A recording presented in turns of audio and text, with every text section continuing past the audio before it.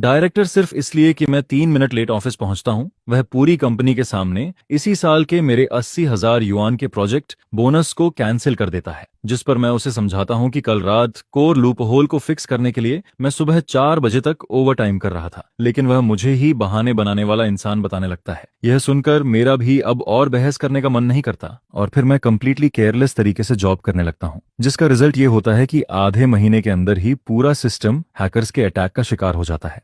Low level logic को दोबारा recreate करने वाला कोई भी नहीं होता, जिस पर कंपनी सीधा 300 मिलियन युआन का नुकसान झेलती है। उस सुबह सच कहूं तो मेरा मूड काफी अच्छा था, क्योंकि पूरी रात जागकर आखिरकार मैंने डेटाबेस के डेडली लूप होल को बंद कर दिया था, जिस पर मैनेजमेंट सिस्टम में लगातार बज रही वार्निंग बेल भी आखिरकार रुक जाती है। स्टेबल चल रही सी लाइंस को देखकर मेरा पूरा शरीर रिलैक्स हो जाता है और फिर मैं थके हुए कदमों से अपने रेंटेड रूम की तरफ लौटने लगता हूँ। उस समय सुबह के 4 बज चुके होते हैं। बिस्तर पर लेटे हुए मैं यही सोचता हूँ कि बस किसी तरह यह महीना निकल जाए। प्रोजेक्ट बोनस मिलते ही माँ की बाईपास सर्जरी, ऑपरेशन का कर्ज, घर की EMI और बेटी की हाफ ईयर स्कूल फीस सब मैनेज हो जाएगा। लेकिन किस्मत को शायद कुछ और ही मंजूर था। अलार्म बजते ही जब मेरी आंख खुलती है तब तक बहुत देर हो चुकी होती है। मुझे यकीन ही नहीं होता कि मैं सिर्फ 3 मिनट लेट हो गया हूँ, जिस पर मैं पूरी ताकत से ऑफिस बिल्डिंग की तरफ भागता हूँ। पंच मशीन पर ठंडे तरीके से 9:03 डिस्प्ले होने लगता है और अटेंडेंस ऐप में लाल रंग से लेट अराइवल का मैसेज चमक उठता है। वह मोमेंट देखते ही मेरा दिल कसकर बैठ जाता है। मुझे तुरंत समझ आ जाता है कि आज फिर डांट पड़ने वाली है, लेकिन मैं सोच भी नहीं सकता था कि डायरेक्टर इतना बड़ा वार करेगा। मॉर्निंग मीटिंग में दर्जनों कर्डर्स पूरे ऑफिस एरिया में बैठे होते हैं। कीबोर्ड की आवाज अचानक बंद हो जाती है। हवा में कड़वी कॉफी और पूरी रात ओवरटाइम करने की पसीने भरी स्मेल फैली हुई होती है। पूरा माहौल बेहद दबाव भरा लग रहा होता है, जिस पर डायरेक्टर वो अटेंडेंस शीट को कसकर पकड़ते हुए ऊपर खड़ा रहता है। उसका चेहरा पूरी तरह सख्त दिख रहा होता है। वह फेक तरीके से खनखारता है, फिर मेरी तरफ देखकर बोलता है, आज सबसे पहले एक बात अनाउंस करनी है। कुछ लोग खुद को सिस्टम कोड का भगवान समझने लगे हैं। यह सुनकर लिन चुआन को तुरंत एहसास हो जाता है कि वह उसी को टारगेट कर रहा है। फिर वह ऊंची आवाज में कहता है, लिन चुआन आज 3 मिनट लेट आया है। कंपनी रूल्स के मुताबिक उसका इस साल का पूरा 80,000 युआन प्रोजेक्ट बोनस काट लिया जाएगा। पूरा ऑफिस एकदम शांत हो जाता है। मेरे दिमाग में जोरदार धमाका सा होने लगता है। इन सीनियर मैनेजर्स की नजर में शायद 80,000 युआन सिर्फ एक वॉच की कीमत हो, लेकिन मेरे लिए वही माँ की जिंदगी बचाने वाला पैसा था। वही अगले महीने लोन डिफॉल्ट होने से बचाने वाली उम्मीद थी। वही पूरे फैमिली की साल भर की मेहनत का सहारा था। हर महीने सैलरी आते ही सारा पैसा कर्ज में चला जाता था। मैं सिर्फ इसी बोनस के भरोसे सब खत्म करने का सपना देख रहा था। पीछे बैठे टेस्टिंग एम्प्लॉय ठंडी सांस लेते हुए कहता है, सिर्फ 3 मिनट लेट होने पर पूरा बोनस काट लिया, यह तो इंसान को मारने जैसा है। जिस पर दूसरा बोलता है, हम लोग 996 शेड्यूल में जानवरों की तरह काम करते हैं, सिर्फ इसी बोनस के लिए। लेकिन भीड़ में कुछ लोग ऐसे भी होते हैं जो हमेशा मैनेजमेंट की चमचागिरी करते रहते हैं। वह लोग मेरी हालत देखकर अंदर ही अंदर खुश हो रहे होते हैं। मेरा गला सूख जाता है, जैसे किसी ने कॉटन भर दिया हो। बड़ी मुश्किल से मैं गहरी सांस लेकर बोल पाता हूँ, डायरेक्टर वू, कल रात कोर डेटाबेस मैलिशियस अटैक का शिकार हो गया था। पूरा आर्किटेक्चर क्रैश हो गया था। अकेले मैंने सुबह 4 बजे तक लूप होल फिक्स किया, बस थोड़ी देर आंख लगी और अलार्म मिस हो गया, इसलिए 3 मिनट लेट हो गया। सच कहूं तो अब तक मुझे पानी पीने का भी मौका नहीं मिला। पैरों में अभी भी क्रैम्प्स हो रहे हैं। लेकिन डायरेक्टर वो मुझे सीधा देखने तक की जरूरत नहीं समझता। वह टैबलेट पलटते हुए कोल्ड वॉइस में बोलता है, ओवरटाइम करना तुम्हारी लो एफिशिएंसी की वजह है और लेट आना रेड लाइन क्रॉस करना है। कंपनी रूल्स किसी कोडर की वजह से नहीं बदलेंगे। जिस पर मैं भी दबे गुस्से में बोलता हूँ, अगर मैं पूरी रात जागकर बग फिक्स नहीं करता तो इस वक्त सर्वर कभी चालू नहीं हो पाता। आज पूरा प्लेटफॉर्म पैरालाइज हो जाता। यह सुनते ही वह फाइट बोर्ड पर जोर से हाथ मारता है। सामने बैठी इंटर्न लड़की डर कर कांप जाती है। फिर डायरेक्टर जोर से चिल्लाता है, लिन चुआन, तुम्हारा मतलब क्या है? गलती करके भी बहस कर रहे हो? तुम कोर टीम लीडर हो, तुम्हें एग्जाम्पल बनना चाहिए। अगर तुम खुद लेट आओगे तो मैं इस टीम को कैसे कंट्रोल करूंगा? क्या कंपनी रूल सिर्फ डेकोरेशन है? इतने लोगों के सामने इंसल्ट होने पर मेरा चेहरा आग की तरह जलने लगता है। मैंने सालों तक इस कंपनी के लिए सब कुछ झोंक दिया था, फिर भी वह आदमी सबके सामने मेरी बिल्कुल रिस्पेक्ट नहीं करता। जिस पर मैं गहरी सांस लेता हूँ और अचानक मुझे फील होता है कि दिल के अंदर कुछ टूट चुका है। फिर मैं सीधा डायरेक्टर की आंखों में देखकर धीरे धीरे बोलता हूँ, डायरेक्टर सही कह रहे हैं, रूल्स तो रूल्स होते हैं। अब मैं कंपनी का कोई भी रूल कभी नहीं तोड़ूंगा। इतना कहकर सबके सामने मैं अपनी पॉकेट से सर्वर सिक्योरिटी कार्ड निकालता हूँ। वह 24 घंटे कोर सर्वर एक्सेस वाला सिक्योरिटी की होता है। चटाक की आवाज के साथ मैं उसे मीटिंग टेबल पर फेंक देता हूँ। यह मेन सर्वर की सिक्योरिटी की है। कंपनी रूल्स के मुताबिक इसे हमेशा टीम लीडर के पास रहना चाहिए, लेकिन अगर मैं इस पोजीशन के लायक नहीं हूँ तो इसे कंपनी को वापस कर देता हूँ। यह देखकर डायरेक्टर कुछ सेकंड्स के लिए शॉक हो जाता है।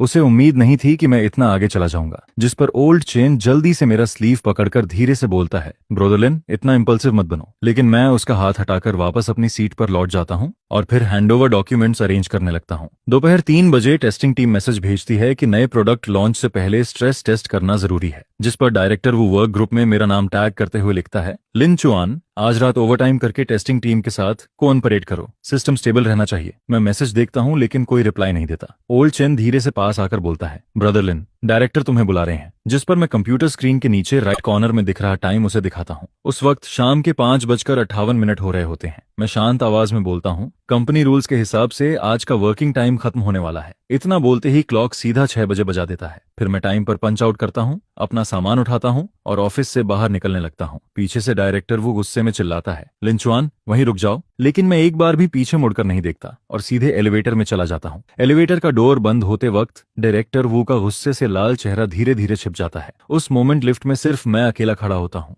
ठंडी दीवार से टिकते हुए अचानक मेरे मुंह से हंसी निकल जाती है। पूरे 5 साल बाद पहली बार टाइम पर ऑफिस छोड़ने का एहसास सच में बहुत शानदार लग रहा था। अगले दिन ऑफिस पहुंचते ही पूरे A&D डिपार्टमेंट का माहौल अजीब लग रहा होता है। ओल्ड चेन कॉफी लेकर मेरे पास आता है, फिर धीरे आवाज में बोलता है, ब्रोदरलिन कल रात नए प्रोडक्ट के low level source code check करते वक्त सिस्टम लगातार कॉन्फ्लिक्ट एरर दिखा रहा था। डायरेक्टर वू ने मुझे तुम्हें बुलाने भेजा है। लेकिन यह सुनकर भी मैं सिर उठाने की जरूरत तक महसूस नहीं करता। मैं बिना सिर उठाए स्क्रीन पर चल रहे रेगुलर मेंटेनेंस वर्क को ही घूरता रहता हूँ। फिर शांत आवाज में बोलता हूँ, मुझसे क्या लेना देना, मैं तो बस एक नॉर्मल कोडर हूँ जो कंपनी रूल्स को सीरियसली फॉलो करता है। 6 बजे ऑफिस खत्म मतलब काम खत्म। जिस पर ओल्ड चेन बेचैनी में दोनों हाथ रगड़ते हुए बोलता है, लेकिन वह कॉन्फ्लिक्ट वार्निंग उसी बेस आर्किटेक्चर से जुड़ी है जिसे कभी तुमने डिजाइन किया था। नए लोग उस लॉजिक को बिल्कुल नहीं समझते। अगर ऑफिशियल लॉन्च के समय कुछ हो गया तो मैं अपनी रिस्ट वॉच की तरफ नजर डालता हूँ, फिर बिना इमोशन के जवाब देता हूँ, वह प्रॉब्लम टेक्निकल डायरेक्टर को वरी करनी चाहिए। अभी वर्किंग आवर्स चल रहे हैं और मैं अपनी रिस्पॉन्सिबिलिटी वाला काम कर रहा हूँ। ऑफिस आवर्स के बाद की चीजें अब मेरी मैनेजमेंट के अंदर नहीं आती। यह सुनकर ओल्ड चेन लंबी सांस छोड़ता है और फिर चुपचाप वहां से चला जाता है। दोपहर तक डायरेक्टर वो इमरजेंसी मीटिंग बुला लेता है। मीटिंग रूम की बड़ी स्क्रीन पर लाल रंग में सिस्टम वार्निंग्स और सोर्स कोड एरर्स भरे पड़े होते हैं। डायरेक्टर वू का चेहरा बेहद अगली दिख रहा होता है। वह गुस्से में बोलता है, नया प्रोडक्ट अगले हफ्ते लॉन्च होना है, लेकिन अभी बेस सोर्स कोड में कंपैटिबिलिटी कॉन्फ्लिक्ट चल रहा है। इसे कौन सॉल्व करेगा? पूरा मीटिंग रूम एकदम शांत हो जाता है। नए प्रोग्रामर्स एक दूसरे को कंफ्यूज्ड होकर देखने लगते हैं। फिर ग्लासेस पहने एक लड़का डरते हुए बोलता है, डायरेक्टर ली ये बेस आर्किटेक्चर बहुत ज्यादा कॉम्प्लिकेटेड है, हमें इसे समझने के लिए टाइम चाहिए। टाइम? यह सुनते ही डायरेक्टर वो जोर से टेबल पर हाथ मारता है। चेयरमैन खुद इस प्रोजेक्ट को मॉनिटर कर रहे हैं, सारे इन्वेस्टर्स प्रेस कॉन्फ्रेंस का इंतजार कर रहे हैं, अब कहां से टाइम लाऊं? जिस पर उसकी नजर सीधे मेरी तरफ घूमती है। वह ऊंची आवाज में बोलता है, लिंचुआन ये सोर्स कोड तुम्हारा लिखा हुआ है, तुम इसे हैंडल करो। लेकिन मैं फोन स्क्रॉल करते हुए सिर तक नहीं उठाता। फिर आराम से बोलता हूँ, अभी लंच ब्रेक चल रहा है, ये मेरे ऑफिशियल वर्किंग आवर्स में नहीं आता और कंपनी रूल्स के हिसाब से inter department cooperation proper process से होना चाहिए। आप सपोर्ट रिक्वेस्ट सबमिट कर सकते हैं। यह सुनते ही डायरेक्टर वू का चेहरा सुअर की तरह लाल हो जाता है, जिस पर मैं शांत नजरों से उसकी तरफ देखते हुए आगे बोलता हूँ, और मुझे याद है कंपनी हैंडबुक के आर्टिकल 38 में साफ लिखा है कि ओवर टाइम का पेमेंट या कंपेंसेटरी लीव मिलना चाहिए। तो आप डिसाइड कीजिए, आवरली पेमेंट देंगे या पहले मेरे 80,000 युआन बोनस वापस करेंगे। इतना सुनते ही मीटिंग रूम की हवा जैसे जम जाती है। डायरेक्टर वो काफी देर तक मुझे घूरता रहता है, फिर दांत पीसते हुए बोलता है, ठीक है, बहुत होशियार बन रहे हो। इसके बाद वह नए एम्प्लॉयज की तरफ मुड़कर बोलता है, तुम लोग आज रात ओवर टाइम करोगे, चाहे कुछ भी हो, यह इश्यू खत्म होना चाहिए। और अगर बिल्कुल भी सॉल्व नहीं हो रहा तो सिक्योरिटी ऑथेंटिकेशन लॉजिक को टेम्परेरी डिसेबल कर देना। बस प्रोडक्ट लॉन्च स्मूथली होना चाहिए। यह सुनते ही मेरा दिल कसकर बैठ जाता है। सिक्योरिटी ऑथेंटिकेशन बंद करना, यह तो ऐसा था जैसे फायरवॉल का दरवाजा पूरी तरह खोल देना। कोई भी नॉर्मल हैकर आसानी से अंदर घुस सकता था। जिस पर ओल्ड चेन भी घबराकर बोलता है, डायरेक्टर वू यह रूल्स के खिलाफ है। Security authentication low level defence का कोर पार्ट है। लेकिन डायरेक्टर वो उसे बीच में ही काट देता है। डिसीजन मैंने लिया है, पहले प्रोडक्ट लॉन्च होगा, बाकी बातें बाद में देखेंगे। शाम के ठीक 6 बजे मैं कार्ड स्वाइप करके ऑफिस से निकलने लगता हूँ। A&D डिपार्टमेंट से गुजरते वक्त नए लोग अभी भी कोड को घूरते हुए सिर पकड़कर बैठे होते हैं। स्क्रीन पर रेड वार्निंग्स लगातार ब्लिंक कर रही होती हैं। उनमें से एक एम्प्लॉय कोड टाइप कर रहा होता है। वह डायरेक्टर वू का ऑर्डर फॉलो करते हुए सिक्योरिटी ऑथेंटिकेशन मॉड्यूल को डिसेबल करने वाला कमांड रन करने की तैयारी कर रहा होता है। मैं कुछ सेकंड्स तक उस कोड को चुपचाप देखता रहता हूँ। वह डिफेंस सिस्टम बनाने में मैंने पूरे 3 महीने लगाए थे और अब एक ऐसा न्यूकमर जिसे कंपनी ज्वाइन किए आधा साल भी नहीं हुआ, अजीब कमांड से उसे डिस्ट्रॉय करने जा रहा था, जिस पर ओल्ड चेन पीछे से दौड़कर आता है और धीरे से पूछता है, ब्रोदर लिन, क्या तुम सच में सब इग्नोर कर दोगे? अगर कुछ बड़ा हो गया तो? मैं बैकपैक कंधे पर डालते हुए कोल्ड आवाज में बोलता हूँ, अगर कुछ होगा तो वह डायरेक्टर वो के डिसीजन की वजह से होगा। मैं तो बस एक नॉर्मल कोडर हूँ जिसे हमेशा प्रोजेक्ट बोनस काटने की आदत है। मेरे पास अथॉरिटी क्रॉस करने की हिम्मत नहीं है। ऑफिस बिल्डिंग से बाहर निकलते ही अचानक मेरा फोन वाइब्रेट करता है। वह सिस्टम की तरफ से आया ऑटोमेटेड मॉनिटरिंग ईमेल था। उसमें लिखा होता है कि core security module manually disable कर दिया गया है। मैं कुछ देर तक उस ईमेल को घूरता रहता हूँ, फिर साइलेंटली डिलीट बटन दबा देता हूँ। रात के 11 बजे डायरेक्टर वो की लगातार आती कॉल्स मेरी नींद तोड़ देती हैं। मैं फोन स्क्रीन देखता हूँ, फिर सीधे कॉल कट कर देता हूँ। इसके बाद करवट बदलकर दोबारा सो जाता हूँ। अगली सुबह ऑफिस पहुंचते ही माहौल पहले से भी ज्यादा अजीब लग रहा होता है। डायरेक्टर वो आंखों के नीचे काले घेरे लिए नए एम्प्लॉयज पर गुस्सा निकाल रहा होता है, लेकिन मेरी नजर बड़ी मॉनिटरिंग स्क्रीन पर जाती है। वहां फायरवॉल स्टेटस इंडिकेटर ग्रीन से येलो हो चुका होता है। इसका मतलब साफ था, कोई हमारी डिफेंस लाइन को प्रोब कर रहा था। लॉन्च काउंटडाउन के दूसरे दिन रात के 2 बजे अचानक डायरेक्टर वू का फोन पागलों की तरह बजने लगता है। वह नींद में फोन उठाता है और दूसरी तरफ से ऑपरेशन स्टाफ की घबराई हुई आवाज सुनाई देती है, डायरेक्टर, बहुत बड़ी प्रॉब्लम हो गई। सर्वर पर अचानक अबनॉर्मल एरर्स की भारी मात्रा आ गई है। सिस्टम लोड 90% तक पहुंच चुका है। अगर अभी फिक्स नहीं किया तो पूरा सर्वर क्रैश हो जाएगा। यह सुनते ही डायरेक्टर वू एकदम से उठ बैठता है। उसकी पूरी नींद गायब हो जाती है। वह तुरंत लैपटॉप खोलकर रिमोट एक्सेस से सर्वर कनेक्ट करता है। स्क्रीन पर लाल रंग के एरर लॉग्स भरे पड़े होते हैं, लेकिन असली प्रॉब्लम यह थी कि उसे उन कोड्स की समझ ही नहीं थी जिस पर वह सिर्फ फोन पर ऑर्डर्स देकर सिचुएशन संभालने की कोशिश करता है। लेकिन ड्यूटी पर बैठा श्यावांग और ज्यादा पैनिक होने लगता है। कांपती आवाज में वह बोलता है, डायरेक्टर वू, मुझे सच में समझ नहीं आ रहा क्या करूं। ऐसे एरर्स मैंने पहले कभी नहीं देखे। यह सुनकर डायरेक्टर वू के माथे पर ठंडा पसीना आ जाता है। वह ऑफिस में इधर उधर चक्कर लगाने लगता है।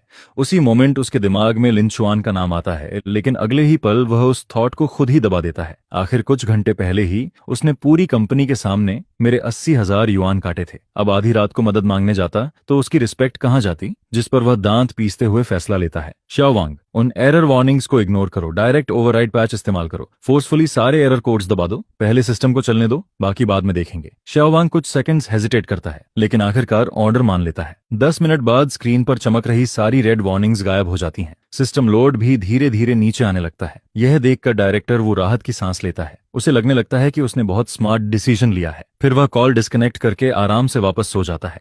अगली सुबह ठीक 9 बजे मैं हमेशा की तरह कार्ड स्वाइप करके ऑफिस पहुंचता हूं, लेकिन सीट पर बैठते ही मुझे एटमॉस्फेयर कुछ अलग महसूस होता है। ओल्ड चेन का चेहरा पूरी तरह सफेद पड़ चुका होता है। वह मॉनिटरिंग पैनल को घूर रहा होता है और उसकी उंगलियां कांप रही होती हैं। मैं पास जाकर स्क्रीन पर नजर डालता हूं और मेरा दिल तुरंत बैठ जाता है। फायरवॉल का कोर ऑथेंटिकेशन मॉड्यूल अब नॉर्मल स्टेटस दिखा रहा होता है। सिक्योरिटी लॉग्स में एक हिडन डेटा ब्रीच दिखाई दे रहा था। इसका मतलब साफ था, कोई इंसान या प्रोग्राम नॉर्मल ऑथेंटिकेशन प्रोसेस को बायपास करके अंदर घुस चुका था। जिस पर मैं तुरंत पिछली रात के सिस्टम लॉग्स खोलता हूं, लेकिन जितना ज्यादा देखता हूं उतना ही शॉक होता जाता हूं। रात 2:40 बजे शाओवांग ने डायरेक्टर वू के रिमोट ऑर्डर्स पर फोर्स ओवरराइड मेथड इस्तेमाल करके सारे एरर कोड सप्रेस कर दिए थे, लेकिन असल में वह वार्निंग्स सिक्योरिटी मॉड्यूल की इंट्रूजन अलर्ट्स थी। अब सारे अलर्ट्स दब चुके थे, लेकिन उससे भी खतरनाक बात यह थी कि फायरवॉल के अंदर एक इनविजिबल लूप होल पूरी तरह खुल चुका था। यह लूप होल भले ही ज्यादा बड़ा नहीं था, लेकिन इतना जरूर था कि कोई एक्सपीरियंस्ड हैकर चुपचाप अंदर घुसकर सिस्टम में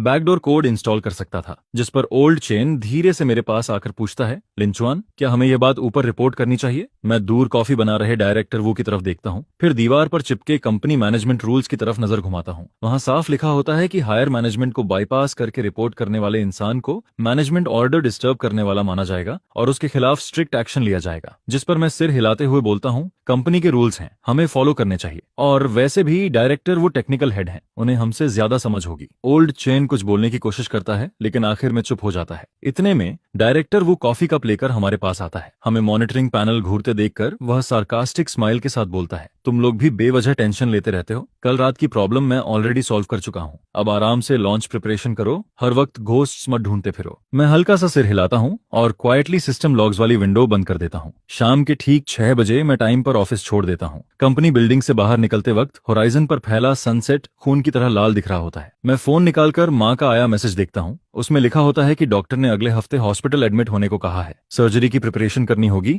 लेकिन माँ फिर भी मुझे पैसे की चिंता ना करने के लिए बोल रही होती है। मैं फोन वापस पॉकेट में डाल देता हूँ और फिर तेज कदमों से आगे बढ़ने लगता हूँ। अब कंपनी की प्रॉब्लम्स से मेरा कोई लेना देना नहीं था, लेकिन सिस्टम में खुला वह हिडन क्रैक अब भी वहीं मौजूद था, बिल्कुल एक साइलेंट टाइम बॉम्ब की तरह जो सही मौके का इंतजार कर रहा था। नए प्रोडक्ट लॉन्च से एक रात पहले पूरा A&D डिपार्टमेंट रोशनी से चमक रहा होता है। हर कोई प्रेशर टेस्ट्स और फाइनल डेटा वेरिफिकेशन में लगा हुआ था। पूरे एटमॉस्फेयर में टेंशन फैली हुई होती है। चेयरमैन सु खुद वहां मौजूद होता है और इन्वेस्टर डायरेक्टर शेन भी वीडियो कॉन्फ्रेंस के जरिए ऑनलाइन मॉनिटरिंग कर रहा होता है। यह प्रोडक्ट अगले 3 साल की कंपनी स्ट्रेटेजी का सबसे बड़ा हिस्सा था। रात के 8 बजे अचानक मॉनिटरिंग कंसोल में तेज वार्निंग अलार्म्स बजने लगते हैं। स्क्रीन पर लगातार dangerous loop hole alerts popup होने लगते हैं और सबसे डरावनी बात यह थी कि ये सारे फ्लॉज सिक्योरिटी आर्किटेक्चर की कोर वीकनेस थी। ओल्ड चेन स्क्रीन को घूरते हुए पसीने में भीग जाता है। अगर इन लूप होल्स को तुरंत फिक्स नहीं किया गया तो कल ऑफिशियल लॉन्च के बाद कंपनी का कोर डेटाबेस हैकर्स के लिए खुला मैदान बन जाता, जिस पर डायरेक्टर वू का चेहरा तुरंत सफेद पड़ जाता है। वह ऑफिस में 3 चक्कर लगाता है और आखिरकार अचानक डोर खोलकर मेरी डेस्क तक आ जाता है। वह गुस्सा दबाने की कोशिश करता है, लेकिन उसकी आवाज फिर भी कांप रही होती है। लिंचुआन, सिस्टम में हाई रिस्क लूप होल्स आ गए हैं, तुम्हें अभी तुरंत ओवरटाइम करके इन्हें फिक्स करना होगा, यह ऑर्डर है। मैं सिर उठाकर कंप्यूटर के नीचे दिख रहा टाइम देखता हूँ। रात के 8:15 बज रहे होते हैं। फिर मेरी नजर वॉल पर लगी एम्प्लॉय फोटो पर जाती है। वह फोटो 2 महीने पुरानी होती है,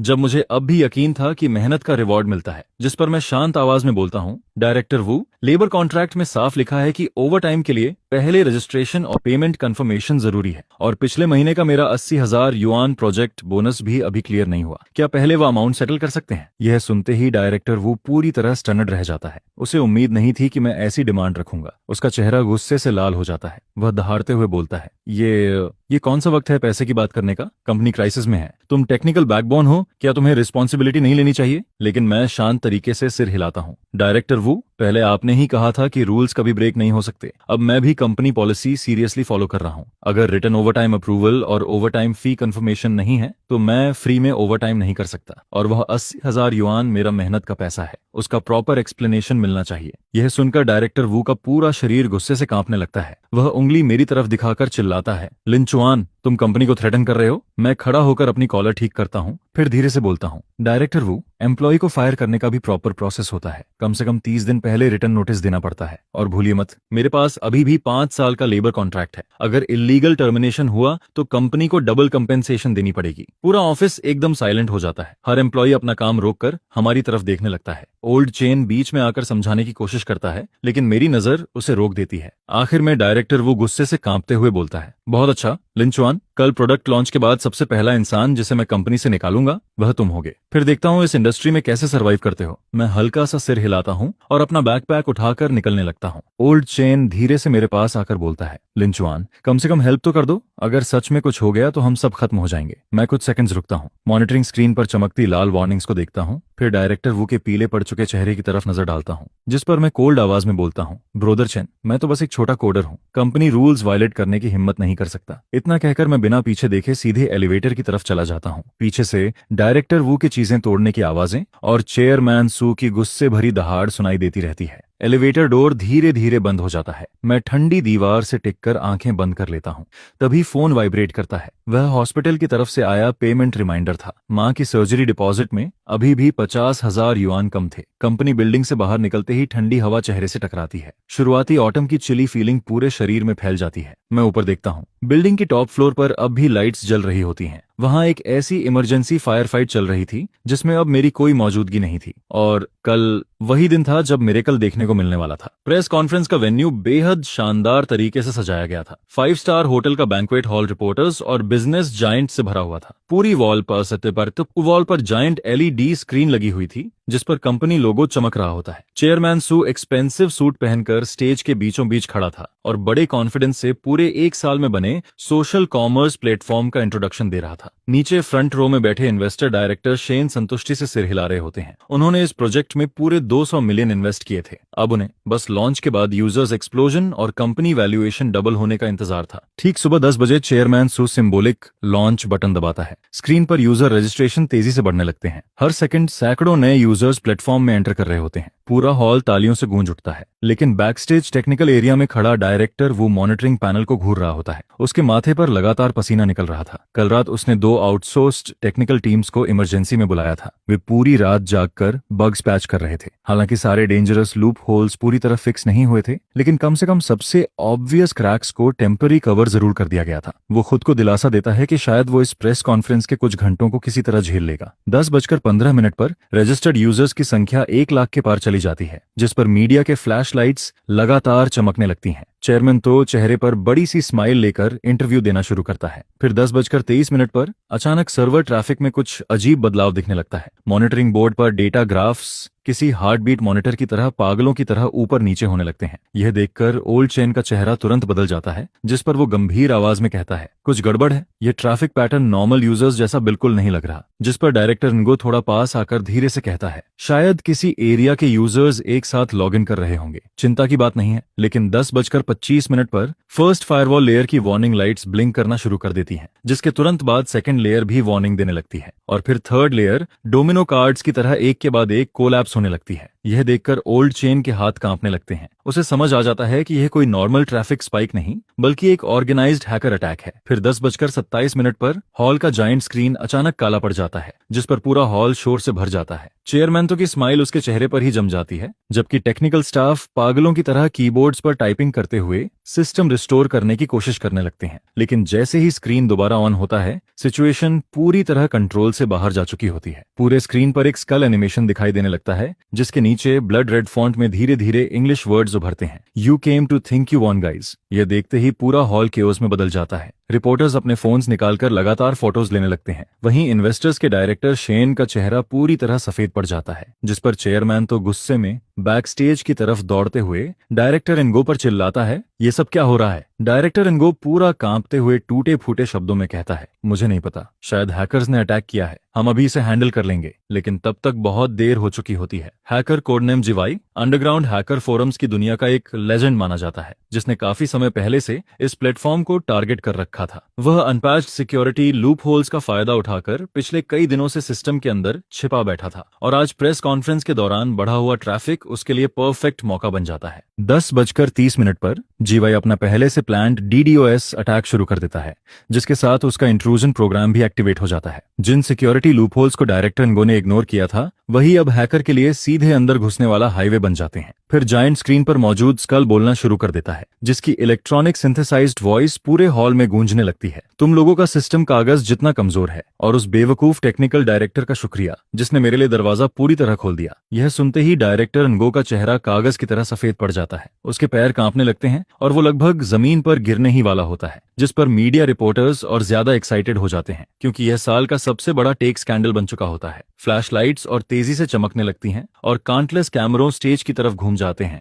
जहां चेयरमैन तो पूरी तरह घबराया हुआ खड़ा होता है। वहीं बैकस्टेज मॉनिटरिंग रूम में सारी डिफेंस सिस्टम्स एक एक करके कोलैप्स होने लगती हैं। ओल्ड चेन होपलेस होकर स्क्रीन पर तेजी से स्क्रॉल होते इंट्रूजन लॉग्स को देखता रहता है। फिर वो बड़बड़ाते हुए कहता है, सब खत्म हो गया, इस बार सच में खत्म हो गया। और उसी समय मैं हॉस्पिटल कॉरिडोर की बेंच पर अपनी माँ के साथ सर्जरी चेकअप के लिए वेट कर रहा होता हूँ। तभी मेरा फोन लगातार वाइब्रेट होने लगता है। कंपनी के कॉलीग्स एक के बाद एक मैसेजेस भेज रहे होते हैं, लेकिन मैं बिना देखे ही फोन स्विच ऑन ऑफ कर देता हूँ। उधर प्रेस कॉन्फ्रेंस का सीन पूरी तरह डिजास्टर में बदल चुका होता है। चेयरमैन तो गुस्से से भरा बैक स्टेज में घुसता है, जबकि इन्वेस्टर डायरेक्टर शेन उसके पीछे पीछे आता है। उसके नीट सूट के पीछे छिपा हुआ गुस्सा साफ दिखाई दे रहा होता है। फिर हॉल के अंदर मौजूद मीडिया चैनल्स लाइव ब्रॉडकास्ट शुरू कर देते हैं। टेक न्यूज प्लेटफॉर्म्स पर नोटिफिकेशंस एक के बाद एक आने लगती हैं, और हर हेडलाइन पिछली से ज्यादा शॉकिंग दिखाई देती है, जिस पर डायरेक्टर इनगो चेयर पर गिर जाता है। दोनों हाथों से अपना सिर पकड़कर बैठा रहता है, जबकि उसके चेहरे से पसीना लगातार बह रहा होता है। मॉनिटरिंग बोर्ड पर दिख रहा डेटा पूरी तरह बर्बाद नजर आ रहा होता है।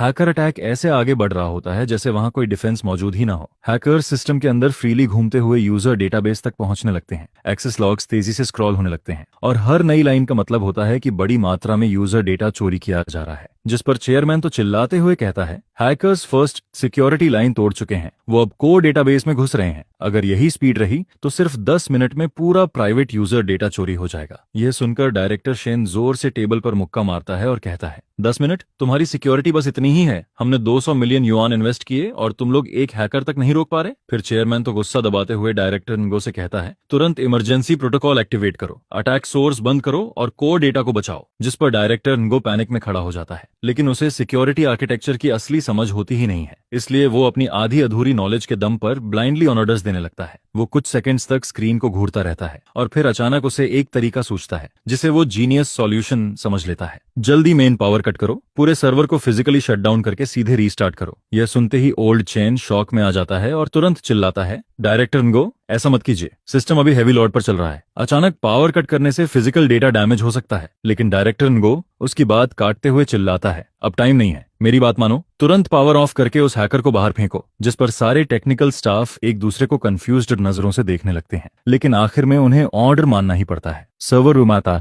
सर्वर रूम का ड्यूटी स्टाफ कांपते हाथों से इमरजेंसी शटडाउन बटन दबा देता है और अगले ही पल सारे सर्वर्स एक साथ बंद हो जाते हैं। मॉनिटरिंग पैनल अंधेरे में डूब जाता है। कुछ सेकंड्स की खामोशी के बाद सर्वर दोबारा बूट होना शुरू करते हैं। कूलिंग फैंस की आवाज फिर से गूंजने लगती है। यह देखकर डायरेक्टर इनगो राहत की सांस लेता है। उसे लगने लगता है कि उसने सिचुएशन संभाल ली, लेकिन सिर्फ 3 मिनट बाद उसका चेहरा किसी डेड पर्सन से भी ज्यादा खराब दिखाई देने लगता है, क्योंकि सिस्टम 30% बूट होने के बाद ही फ्रीज हो जाता है। असल में पावर लॉस के उसी मोमेंट पर core platform data physically corrupt हो चुका होता है। जो फाइल्स उस समय राइट हो रही थीं, वे फोर्सफुली इंटरप्ट होने की वजह से पूरी तरह डिस्ट्रॉय हो जाती हैं। पूरा डेटाबेस अनरीडेबल गार्बेज में बदल जाता है और सबसे खतरनाक बात यह होती है कि हैकर बाहर निकला ही नहीं था। वो पहले से ही सिस्टम के अंदर कई हिडन बैकडोर्स इंस्टॉल कर चुका होता है, इसलिए रीस्टार्ट उसके लिए सिर्फ मामूली डिस्टर्बेंस बनकर रह जाता है। जैसे ही सर्वर्स दोबारा स्टार्ट होते हैं, उसका अटैक प्रोग्राम ऑटोमेटिकली एक्टिवेट हो जाता है और वो फिर से डेटा डिस्ट्रॉय करना शुरू कर देता है। ओल्ड चेन कांपती आवाज में एरर लॉग्स को देखते हुए कहता है, सब खत्म हो गया, प्लेटफॉर्म डेटा करप्ट हो चुका है, सिस्टम अब कभी प्रॉपर्ली बूट नहीं होगा और हैकर अभी भी अंदर मौजूद है। अब वो जो चाहे कर सकता है। यह सुनते ही चेयरमैन तो का चेहरा हरे से सफेद पड़ जाता है। वो डायरेक्टर इनगो को घूरते हुए कहता है, तुमने आखिर किया क्या है? जिस पर डायरेक्टर इनगो के होंठ कांपने लगते हैं। उसके मुंह से एक शब्द तक नहीं निकलता। कोल्ड स्वेट उसकी पूरी शर्ट भिगो देता है। फिर डायरेक्टर शेन तुरंत अपना फोन निकालता है और दूसरी तरफ चिल्लाते हुए कहता है, तुरंत लीगल टीम से कांटेक्ट करो, कॉन्ट्रैक्ट वायलेशन रिस्पॉन्सिबिलिटी प्रोसेस अभी शुरू करो। और ठीक उसी पल जायंट स्क्रीन पर वो स्कल इमेज एक बार फिर से दिखाई देने लगता है। जीवाई की इलेक्ट्रॉनिक सिंथेसाइज्ड वॉइस मजाक उड़ाते हुए पूरे हॉल में गूंजने लगती है, तुम लोगों के कोऑपरेशन के लिए धन्यवाद। फोर्स शटडाउन की वजह से फायरवॉल पूरी तरह कोलैप्स हो चुका है। अब चलो कुछ इंटरेस्टिंग बातें करते हैं। यह सुनते ही हॉल में मौजूद मीडिया पूरी तरह पागल हो जाती है। काउंटलेस कैमरों सीधे जायंट स्क्रीन की तरफ घूम जाते हैं। यह प्रेस कॉन्फ्रेंस अब प्रोडक्ट लॉन्च नहीं बल्कि एक ऐसी पब्लिक रिलेशंस डिजास्टर बन चुकी होती है जिसे पूरी दुनिया लाइव देख रही होती है। वहीं बैकस्टेज टेक्निकल टीम फिर से डेड साइलेंस में डूब जाती है, क्योंकि अब हर किसी को समझ आ चुका होता है कि असली नाइटमेयर तो अभी शुरू हुआ है। सिस्टम पूरी तरह फ्रीज हो चुका होता है। हैकर अब भी अंदर हैवोक मचा रहा होता है और एकमात्र इंसान जो इस सिचुएशन को बचा सकता था, वो इस समय अपनी मां के साथ हॉस्पिटल में बैठा होता है। ऊपर से उसका फोन भी स्विच ऑफ होता है। फिर सर्वर क्रैश की खबर इंटरनेट पर किसी वायरस की तरह फैलने लगती है। प्रेस कॉन्फ्रेंस के लाइव स्ट्रीम, हाईजैक होने वाला वीडियो सिर्फ आधे घंटे के अंदर सभी बड़े प्लेटफॉर्म्स के ट्रेंडिंग सर्चेस में टॉप पोजीशन पर पहुंच जाता है, जिस पर योंकिंग कंपनी के ऑफिशियल अकाउंट के कमेंट सेक्शन पूरी तरह कोलैप्स हो जाते हैं। न्यूली रजिस्टर्ड यूजर्स डिस्कवर करते हैं कि वे लॉग इन ही नहीं कर पा रहे। जिन लोगों ने पैसे डिपॉजिट किए थे, उन्हें समझ ही नहीं आता कि उनका पैसा कहां गायब हो गया। कस्टमर केयर हॉटलाइंस लगातार रिंग होने लगती हैं। Dozens of call centre employees phone उठाते उठाते पूरी तरह टूट जाते हैं, लेकिन हर कोई बस एक ही लाइन दोहराता रहता है, हम इश्यू को अर्जेंटली फिक्स कर रहे हैं, कृपया पेशेंटली वेट करें। लेकिन यूजर्स का पेशेंस कब का खत्म हो चुका होता है। कुछ लोग सोशल मीडिया प्लेटफॉर्म्स पर कलेक्टिव प्रोटेस्ट ऑर्गेनाइज करना शुरू कर देते हैं। वहीं कुछ सीधे पुलिस कंप्लेंट दर्ज करवा देते हैं कि उनके साथ फ्रॉड हुआ है, और कई लोग मीडिया कंपनीज को टैग करके इस स्कैंडल को एक्सपोज करने की मांग करने लगते हैं। सिर्फ 1 घंटे के अंदर टॉपिक व्यूज 300 मिलियन क्रॉस कर जाते हैं और कंपनी का नाम हिस्ट्री की सबसे खराब प्रेस कॉन्फ्रेंस के टैग के साथ परमानेंटली जुड़ जाता है। दोपहर 2 बजे जैसे ही स्टॉक मार्केट खुलता है, कंपनी के शेयर्स बिना रुके नीचे गिरने लगते हैं। मेजर शेयर होल्डर्स पैनिक में अपने शेयर्स बेचने लगते हैं। स्मॉल इन्वेस्टर्स डर कर मार्केट से भागने लगते हैं। सेल ऑनर्स तुरंत लिमिट तक पहुंच जाते हैं। फाइनेंशियल मीडिया लगातार ब्रेकिंग न्यूज पुश करने लगती है। एक टेक कंपनी की मार्केट वैल्यू सिर्फ एक दिन में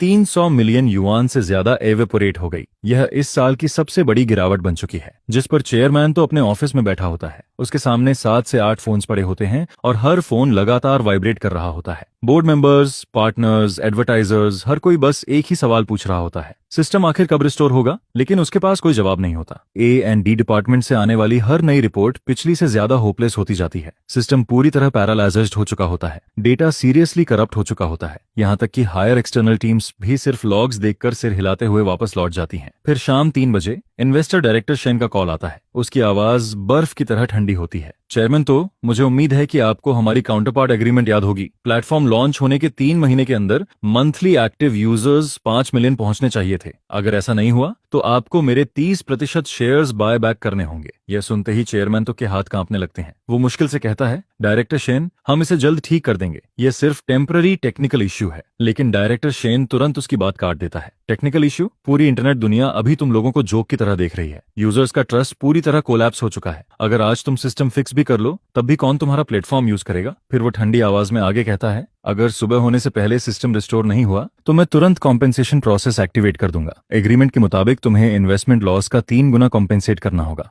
यानी पूरे 600 मिलियन युआन। इतना कहकर कॉल डिस्कनेक्ट हो जाता है और ऑफिस में डेड साइलेंस छा जाता है। 600 मिलियन युआन, कंपनी अकाउंट में इतना पैसा तो छोड़ो, पूरी कंपनी बेच देने के बाद भी ये अमाउंट पूरा नहीं हो सकता था। जिस पर चेयरमैन तो अचानक ऑफिस से बाहर निकलता है और सीधे A&D डिपार्टमेंट की तरफ दौड़ जाता है। वहां डायरेक्टर नगो गुस्से में टेक्निकल स्टाफ पर चिल्ला रहा होता है, लेकिन सारे एम्प्लॉयज सिर झुकाकर खामोश खड़े रहते हैं। पूरे ऑफिस का एटमॉस्फेयर इतना हैवी होता है कि कोई जोर से सांस लेने की हिम्मत तक नहीं करता। फिर चेयरमैन तो सीधे डायरेक्टर नगो की कॉलर पकड़ लेता है और गुस्से में पूछता है, मुझे बताओ, ये आखिर कब तक ठीक होगा? डायरेक्टर नगो का चेहरा पूरी तरह सफेद पड़ जाता है।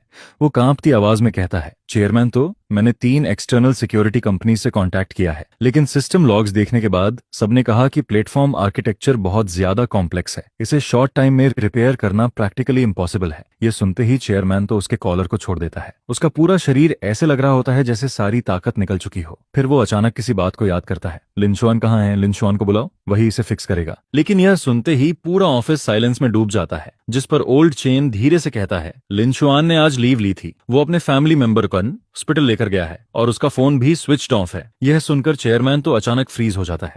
तभी उसे याद आता है कि कुछ दिन पहले ही डायरेक्टर नगो ने पब्लिकली लिनशुआन का 80,000 युआन का प्रोजेक्ट बोनस काट लिया था और कल रात जब सिस्टम में हाई रिस्क वल्नरेबिलिटी दिखाई दी थी तब भी डायरेक्टर नगो ने लिनशुआन की सारी कंडीशंस रिजेक्ट कर दी थी। उसी समय हैकर जी वाई की तरफ से पहला रैंसम ईमेल आता है। ईमेल का टाइटल बेहद सिंपल होता है, क्या तुम अपना डेटा वापस चाहते हो? और ईमेल के अंदर सिर्फ एक लाइन और एक नंबर लिखा होता है, 1000 बिटकॉइन। करंट एक्सचेंज रेट के हिसाब से 1000 बिटकॉइन की वैल्यू 40 मिलियन युआन से ज्यादा होती है। चेयरमैन तो उस ईमेल को घूरता रहता है, उसकी कनपटी लगातार फड़क रही होती है। एक तरफ इन्वेस्टर को 600 मिलियन युआन कंपेंसेशन देना था और दूसरी तरफ हैकर को 40 मिलियन युआन रैंसम। दोनों रास्ते सीधे मौत की तरफ जा रहे होते हैं और इस पूरे केओस के बीच एकमात्र इंसान जो शायद कंपनी को बचा सकता था, वो इस समय हॉस्पिटल की लंबी बेंच पर अपनी मां के साथ सर्जरी अपडेट का इंतजार कर रहा होता है। उसे इन सब चीजों की स्लाइटेस्ट खबर तक नहीं होती। शाम 6 बजे चेयरमैन तो कुछ सीनियर एग्जीक्यूटिव्स को साथ लेकर फिर से A&D डिपार्टमेंट में पहुंचता है। उसका चेहरा इतना डार्क दिखाई दे रहा होता है जैसे अभी पानी टपकने लगेगा। पूरे ऑफिस में मौजूद लोग अपना काम रोक देते हैं, कोई जोर से सांस लेने की भी हिम्मत नहीं करता। फिर चेयरमैन तो पूरे ऑफिस पर नजर घुमाते हुए भारी आवाज में कहता है, मुझे फर्क नहीं पड़ता कि तुम लोग कौन सा तरीका यूज करते हो, लेकिन सुबह होने से पहले सिस्टम हर हालत में ठीक होना चाहिए।